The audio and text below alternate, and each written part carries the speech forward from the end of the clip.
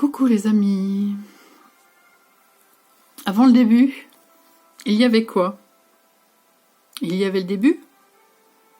Parce que, je sais pas, il n'y a pas de début dans le temps.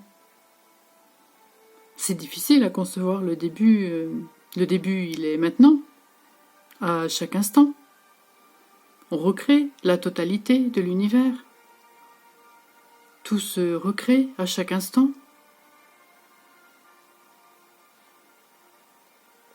Pourtant, lorsque l'on a compris tout le processus de création par l'esprit, on comprend que c'est tout à fait possible.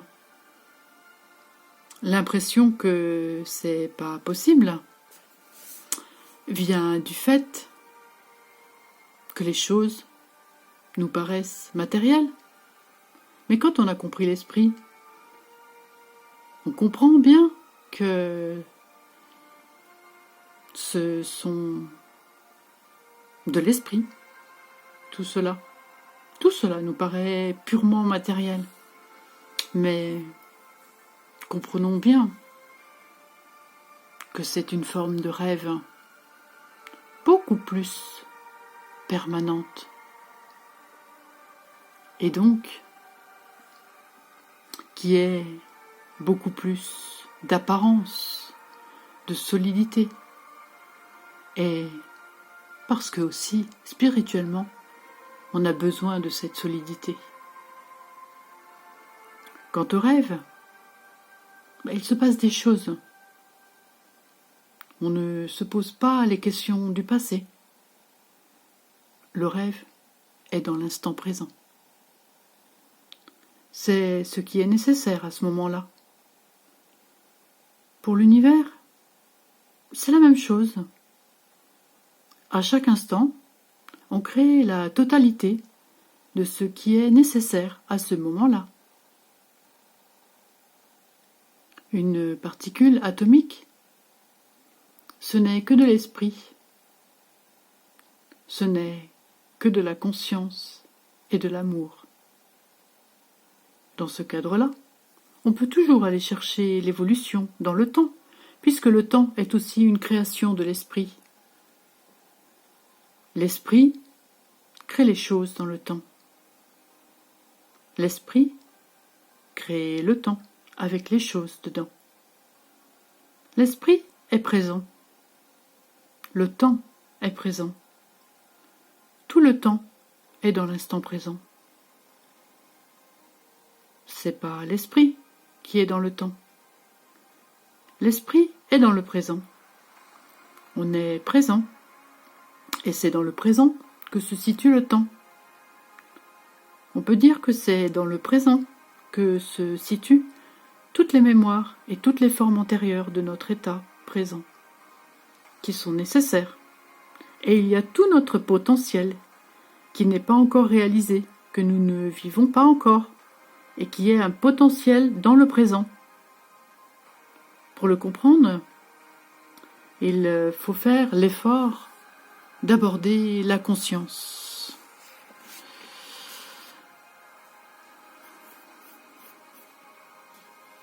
Comprendre la dualité du néant, pour dire que l'infini,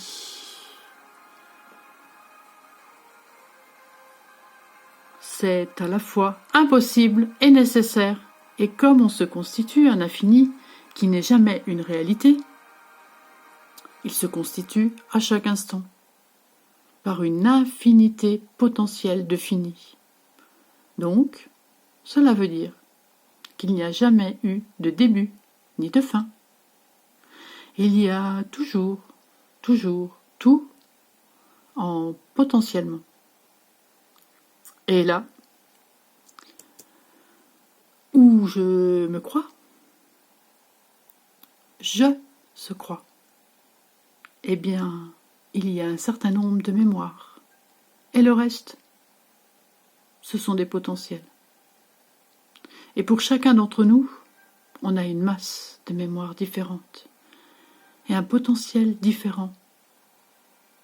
Nous sommes tous sur la même échelle, dans l'instant présent, et dans l'instant présent, se trouvant en même temps tout ce qui est conscience. Quand on est tous des mémoires, c'est pas des mémoires indépendamment de notre conscience. C'est le fait de s'identifier à des mémoires plutôt qu'à d'autres. Alors que tout existe potentiellement, à chaque instant. On peut décider de s'identifier à certaines mémoires plutôt qu'à d'autres. Notamment, en ce moment, on se croit des êtres humains. On a besoin de s'identifier à un certain nombre de mémoires, et toutes les identifications sont nécessaires.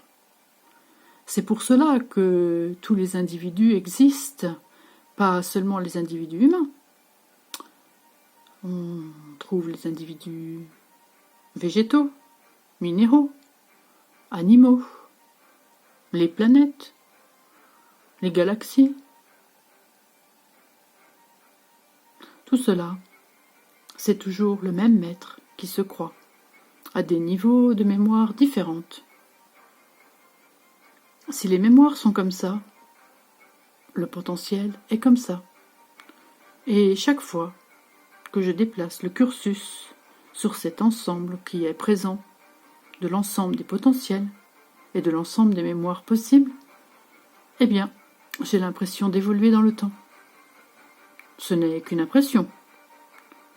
Et tout c'est fini, ces étapes sont nécessaires, sont existantes, sont vécues. Tous les finis existent entre le zéro et l'infini. C'est cela que l'on peut appeler des univers parallèles. Donc, il y en a une infinité potentiellement. C'est plus. En plus, c'est fractal. Donc, entre deux individus humains, par exemple, il y a une infinité d'identifications à des êtres, à des états, à des évolutions différentes, des états vibratoires différents. Et tous ont vocation à être vécus. Mais on ne peut pas vivre à l'infini. C'est pour cela que tous ces finis sont nécessaires. Chacun des conscients humains et autres sont des finis, des finitudes, par rapport à l'infini. Des potentiels qui ont tous vocation à être. Et donc, chacun est un univers parallèle aux autres, évidemment. C'est un univers qui existe en même temps. Il est important de ne pas croire à l'existence effective d'un univers. Il n'y a jamais eu d'univers effectif. Il n'y a pas d'univers objectif. Il n'y a qu'une infinité potentiellement d'univers personnels différents. Chacun d'entre nous est un univers personnel différent. Il y a beaucoup de points communs. On est beaucoup à se croire des êtres humains. On est quelques milliards à avoir 2 bras, 2 jambes. Certains sont dans tel pays, d'autres dans tel autre. Ce sont des univers personnels différents, mais avec beaucoup de points communs, puisque nous sommes dans une tranche vibratoire qui est plus ou moins commune. Tant que l'on n'a pas tordu le cou à cet univers effectif, objectif extérieur à nous, évidemment, on va passer notre temps à chercher l'origine de cet univers. Pour essayer d'analyser cet univers, puisqu'on y croit, mais lorsque l'on a compris l'être, c'est-à-dire le fait de percevoir un univers, on a compris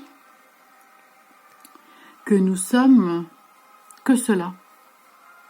Nous sommes que la perception de l'univers, et non pas un univers. Il n'y a pas d'univers objectif. Il n'y a que le fait, à chaque instant, de percevoir un univers, et de toutes les façons possibles en même temps, y compris celles qu'on croit passées, que celles qu'on croit futures, parce que celles que ce futur pour moi sont pas futurs pour tout le monde. L'être vit maintenant, dès maintenant, le futur qui est le mien, le même qui est le passé, qui est celui que je m'approprie, est toujours vécu par ces passés, par ces étapes-là, qui sont toutes nécessaires, toutes absolument nécessaires.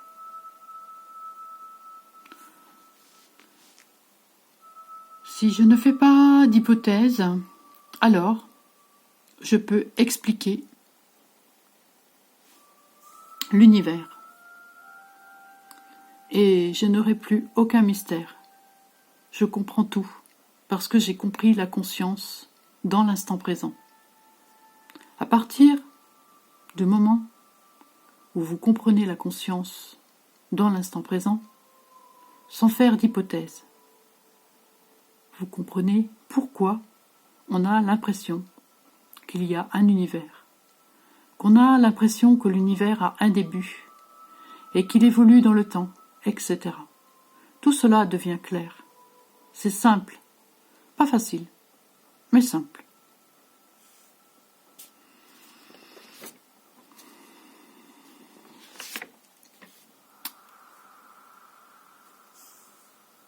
L'esprit qui engendre la matière et l'esprit qui engendre l'univers. L'être humain le sait depuis la nuit des temps. Mais il fallait passer par le matérialisme pour que, malgré le matérialisme, on finit par reconnaître qu'il n'y a pas de matière. C'est troublant. Et ça explique que beaucoup n'ont pas envie de l'entendre. C'est pas facile. L'univers ne peut pas avoir d'âge, puisqu'il n'a pas de passé. Il commence dans le présent. Et c'est aujourd'hui que vous commencez. C'est aujourd'hui que vous êtes libre. Bien sûr. Et je terminerai par ça. Souvent, le commun des mortels a plus de bon sens que ceux qui nous enseignent.